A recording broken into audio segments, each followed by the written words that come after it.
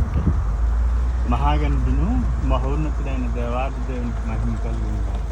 మీ అందరికీ ఇశ్రాయేలు దేశంలోని తాబోరు కొండ యొద్ద నుండి మా శుభాలను తెలియపరుస్తూ ఉన్నాం. ప్రత్యేకంగా మీరు చూస్తున్నటువంటి ఈ కొండ పరిశుద్ధ గ్రంథంలో లిఖించబడిన తాబోరు కొండగా మనం చూస్తామన్నమాట. ఇది ఆషేరు గోత్రంలో ఉన్నటువంటి భూభాగం. ఇదిగో పైన మీకు కనబడతా ఉంది, ఒక చర్చ్ కనబడుతుంది అన్నమాట. ఇది ప్రత్యేకంగా ట్రాన్స్ఫిగరేషన్ చర్చ్ అంటాము.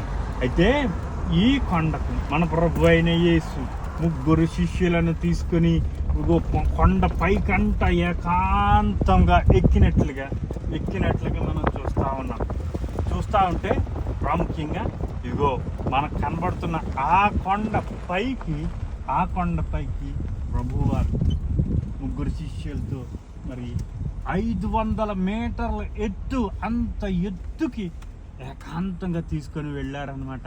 అక్కడ తీసుకొని వెళ్ళి అక్కడ రూపాంతరం, ఆయన వస్త్రాలు తెల్లని వస్త్రాలుగా మారటం, మహిమతో ఉండటం, మరి ఎవరితోనో మాట్లాడటం చూస్తారు. ఎవరు అనగా అక్కడ ఏలియా, మోషేలు ఇద్దరు కూడా రూపాంతరంలో ఉన్న యేసుతో మాట్లాడటం 3 శిష్యులు చూస్తారు. అయితే అలా చూసినప్పుడు వాళ్ళు యేసుని మళ్ళీ తిరిగి చూడలేక, చచ్చిన వారి వలె ఆ మహిమను చూడలేక పడినట్లుగా చూస్తూ ఉంటాం.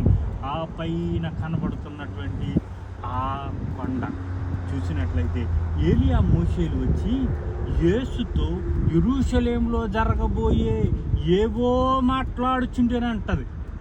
ఆ యెరూషలేములో జరగబోయే ప్రకటన గ్రంథం 11వ అధ్యాయంలో జరగబోయే విషయాలు ఆయన మాట్లాడుతూ ఉన్నారనమాట. చివరిగా చూస్తే మోషే ఇశ్రాయేల్ దేశంలో అడుగుపెట్టాడు, యేసు ప్రభు ద్వారా రూపాంతరంలో ఉండగా అడుగుపెట్టాడు అనమాట. ఇదిగో కింద కనబడుతున్న ఈ విలేజ్ అంతా కూడా మనకు బిద్దుయీన్ అంటారు. అంటే ఇక్కడ అరబ్స్ జాతి పేరు అనమాట. అక్కడే యేసు ప్రభు వారు చాంద్రాయన రోగం, మోగదయ్యం పట్టినటువంటి ఒక కుర్రోడిని తండ్రి తీసుకొని వస్తే శిష్యులు బాగు చేయలేకపోతారు. అక్కడ ప్రభు అంటాడు, ఆ గద్దింపగా ఆ సాతాను విలవిలలాడించి వెళ్ళిపోయినట్టుగా చూస్తాం.